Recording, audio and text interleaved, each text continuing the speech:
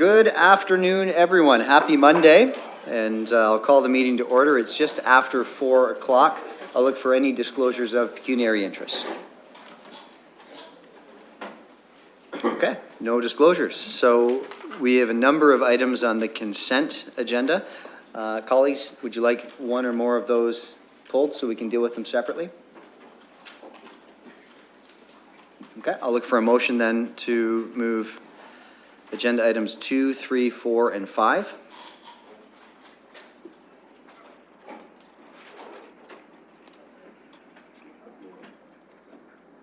That's been moved by Councillor Usher and seconded by Councillor Helmer. Any discussion? Councillor Helmer. We have all the consent items up before us, and I just wanted to comment on a couple of them. First one is the assessment growth funding, and I'm glad to see that, first of all, we had an excess of assessment growth revenue over what we needed for the cost of growth. And also to point out that I think this part of the multi-year budget process, I think, is working quite well. You know, we have dealt with things in the 4-year multi-year budget, and we've also allowed for, you know, some changes year to year in the budget update process, but then also through the assessment growth process. And I think that as people look at where additional resources are going through the assessment growth business cases, I think we have to keep that in mind, that that's part of what's changing as we're making adjustments. And so there are 8 FTEs going into police services, for example, through assessment growth. There are 3 FTEs going into development and compliance services to help with the growth that's related to subdivisions and inspections, and support for areas that are experiencing a lot of growth in the city. So I think those changes, I know many of us have spoken about some of those things in the past, but I do think that it's appropriate that these allocations are being made, and it's important that Londoners understand how we're allocating that assessment growth money. Some of it's going to transit, some into police services, some into development and compliance services, and so on. On number 5, the development charges, reserve funds, and the costs of financing, I think this is a really helpful report. I was just on the radio a couple of days ago talking about this exact topic.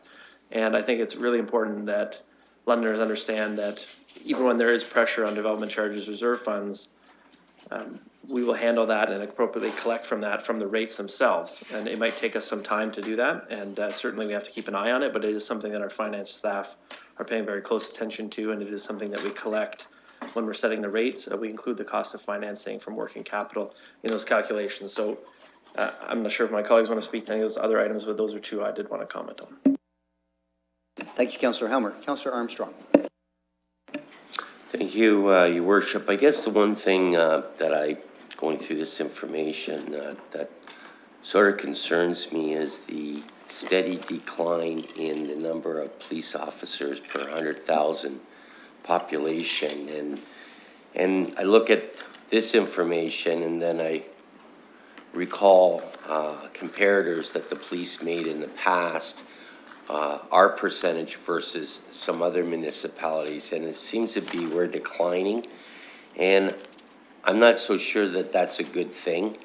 And so I just wanted to raise that as an issue that that at some point I hope we have an opportunity to have the police chief back in, because I'd like to know how he feels today about this information versus other municipalities. And also, I know it's not part of these reports, but how the legalization of drugs, how that comes into play as far as, will there be a need for more resources? Are there now, if that happens, adequate resources? Or, you know, where does he see our force and the number of officers per capita? Again, it's not a big thing, but it's just something I picked up in here that it's going down, it's not going across, which at a minimum, I think that's what should be happening with some of the issues out there in our community. And we've talked about a couple of them more recently, trafficking and that sort of thing. So in any event, I just wanted to mention that. Councillor Asher. Thank you, Mr. Chair. This is just quickly. Hopefully staff has this right at their fingertips, that their lips or whatever. In the past, we've had developers who have expenditure on certain construction long before the construction was due. I could think specifically of Fanshawe Park Road between Richmond and Hyde Park. 10 years in advance, and we were supposed, the developer built or expanded or did that construction that was supposed to come out of development charges, but we were not ready to do that construction. We were supposed to do it 10 years hence. The developer wanted it at that point in time, and we agreed that they could build it and we would pay them back at the appropriate time. So where will that money be coming from when it's time to repay that developer?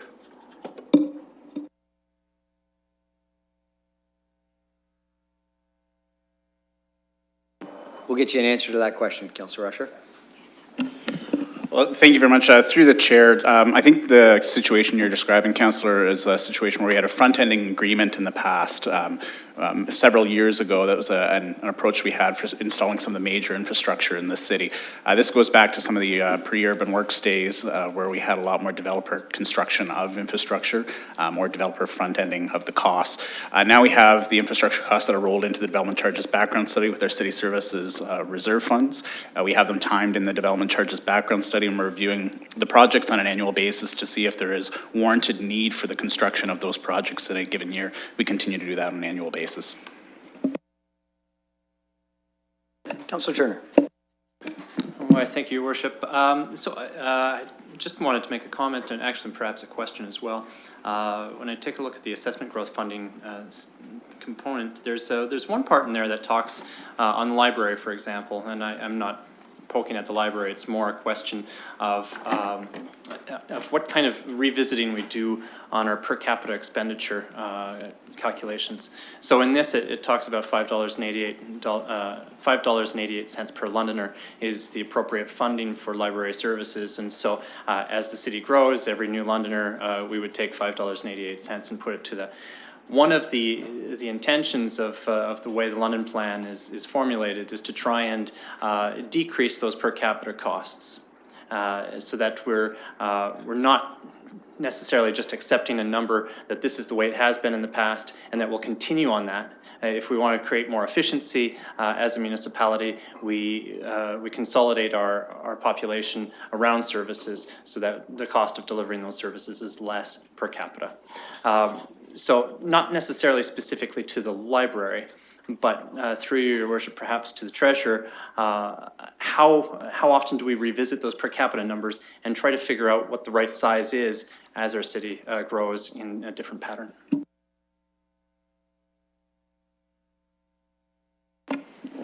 Through the chair. So with the development of the business cases, so as we've set the multi-year budget, so within the 4-year time frame, we've got a pretty static set of measures that we've been using over that 4-year time period that we compare from year to year. So through the assessment growth process, we have each and every year the development of a business case that comes forward. So we look at them based on what's submitted and validate them and ask the questions based on the submission at that time. So we're not comparing it against a predetermined set of benchmarks or anything like that. So, but we would be comparing it against their existing budgets and whatever information that we have as we go through and do our due diligence to assess it. So in terms of, to answer your question specifically, in terms of updating those and looking at them, we haven't progressed the process yet to look at how we might do that in the future. So this has been an evolution over time. So I think part of, I guess, in response to your question is how do we critically look at the process going forward to see if there are metrics. So we haven't gone to that level of detail to compare it against. We're evaluating what's been put in front of us on its basis and ensuring that the business case is sound and based on clear information. So as we move forward, that's something that we can look at to further enhance as we continue the process each and every year. Thank you, I appreciate that, through your worship. I think it's important that we don't just take as a given that a per capita funding rate is a per capita funding rate that perpetuates, that we allow ourselves the opportunity to revisit those and make sure that it's right-sized. And it could go either way. It might not decrease, but it might increase, depends on the service and it depends on the function. So I appreciate that. Through your worship, Councillor Armstrong raised a question about the per capita number with relation to police officers, and I think that's kind of in the same vein. At the police board, we did have a fairly lengthy discussion. A lot of the positions in the assessment growth request are civilian positions, and so is it appropriate when the statement is made frequently that on the per capita basis, we're lower than the provincial average of having that number of officers per 100,000. Is this the right number, and is this the right direction to go asking for a civilian? Well, part of the discussion as well was talking about how do we increase the civilian membership complement so that the jobs and those functions aren't done by sworn uniformed officers at higher rates of pay.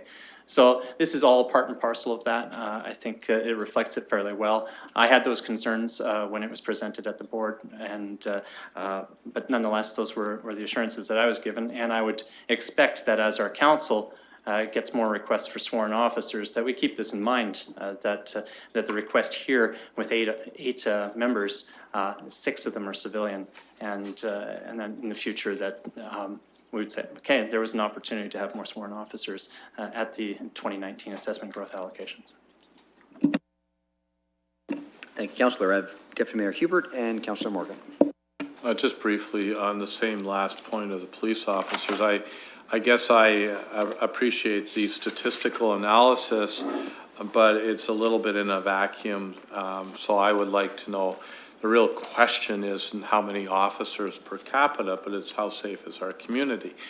And also, the more officers you have, the more opportunity is for there to be crime stats created, because you are able to apprehend more. So we have to be really careful when we argue. I've seen exactly the same statistics used by 4 police chiefs in different ways around budget justifications. So I would just caution that that's something I think that would be really valuable for the Police Services Board, and the new chair of the Police Services Board bring back to us in a comprehensive way, for a more holistic look.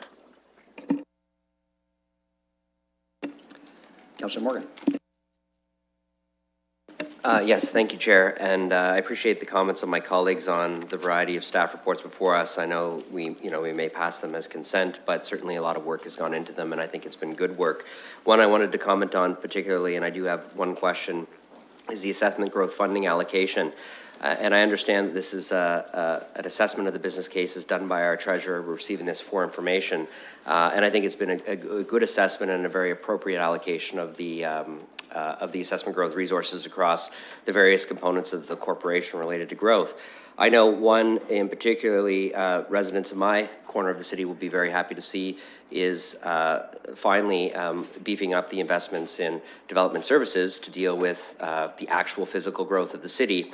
And I think that this will start to address some of the concerns that council has expressed through motion in addressing that. My question for Mr. Kosofis is, assuming council passes the assessment growth report as is, how soon will the resources in something like an assessment growth come up to speed and be activated on the ground? Through the chair, 2 of the 3 have already been hired on a temporary basis. That was to address the significant development demand that occurred this year. So they're on board. The 3rd we would endeavor to fill within the next few months. We're just not sure exactly what type of position we wanted to fill it with. Right now we're looking at another 5th kind of field inspection officer, but we may be looking at a customer service type of position in lieu of that. So that is something that we wanted to explore before we fill the position. Thank you for that answer, and I won't dwell on that. I think that's great information, and I realize the direction we also gave you allows you to come back to the appropriate committee with some details on exactly how this is rolled out. For now, I'm certainly 100% supportive of the investments of assessment growth money to start to address these important issues. So thank you. Councillor Van Holst. Thank you, Mr. Chair. And through you, just a couple comments. One on the interim financing. I appreciate what we're doing here. It's we're really crystallizing corporate clear thinking as we advance these things. So I think that's valuable. We can see what's happening much more clearly. Also, thank you for the sensitivity analysis. I found that I was quite confident after seeing those. It looks like things won't change a lot in a way that would put us at risk. And I think doing something like this might be valuable in other areas where we're relying on some assumptions. You know, I think for instance, the BRT, we'll be relying on some assumptions there too. With little sensitivity analysis, that might be a valuable thing to give us confidence in making the decisions on this. So I thank you for that as well. Thank you. Any other speakers? Yeah, Councillor Hopkins. Thank you, Mr. Chair. And I just have a quick comment or maybe a question to staff. I understand in our case number 22, the corporate financing for London Middlesex Housing at 500,000 being added to the 2.2 million going to 2.7. And it's needed. Obviously, we are in a deficit. And I'm just wondering how, as we go forward, the need for improving our capital project, where that money is going to come. I want to take this opportunity, I guess, to remind, my colleagues that there is this deficit here in terms of our housing stock and how we're going to improve it, and how we move forward and the need for money. And, just to staff, I would just like them to make a comment.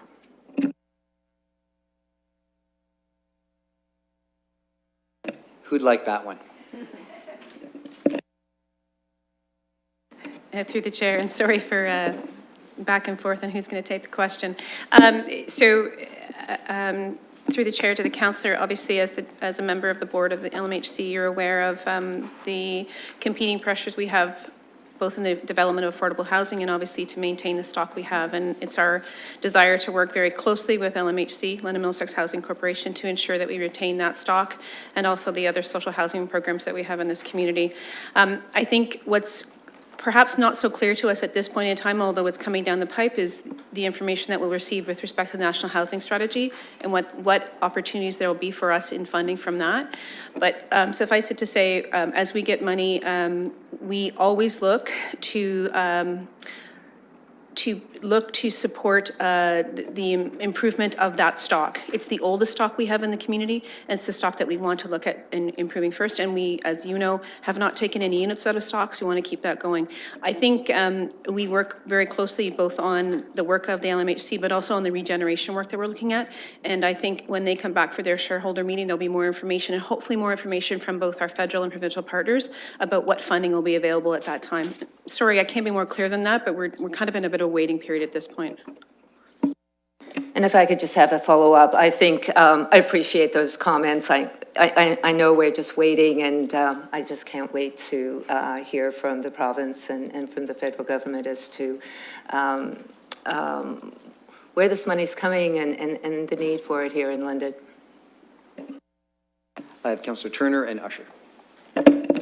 Thank you, Your Worship. Sorry for the second round here. I did want to comment on the growth forecast scenarios and the sensitivity analysis, and I'd like to thank staff for preparing that. I remember when we had the conversation back in December that I did have concerns about that swing, the potential swing. As here, the three scenarios illustrate a potential roughly 10%, 8 to 10% swing in variability, which is still fairly large, but it shows that we can land someplace in the middle. We use the appropriate growth forecasts, and we don't find ourselves short of funds later on. So that's important to me. I'm glad the work was done to go through that and explore to give us some confidence. Thanks. Councillor Usher. Thank you, Mr. Chair. I just want to thank my colleague, Councillor Hopkins, for bringing this up with respect to the housing. And I think it's important that we pay attention to this, and I do appreciate Ms. Database's response also. But I want to point out that what we have to do is to keep our eyes open for the next budget, which will be coming from the federal government with respect to the housing strategy.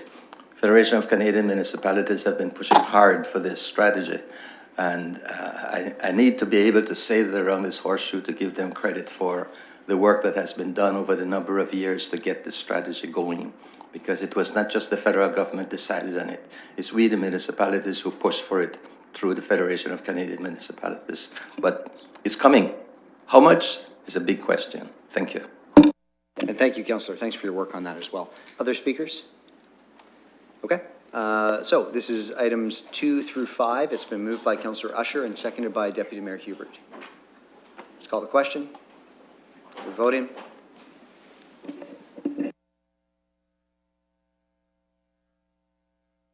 Motion carries 13-0.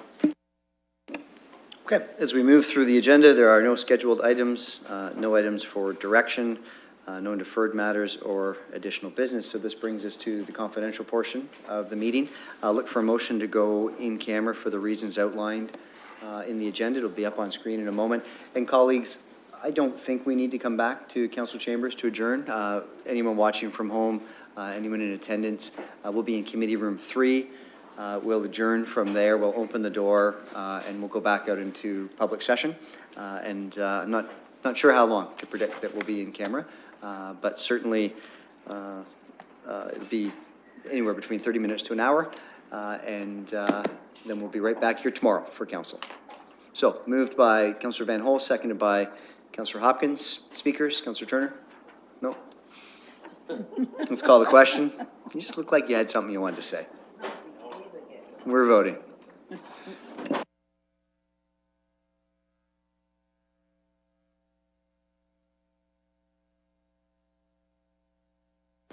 Councillor Turner?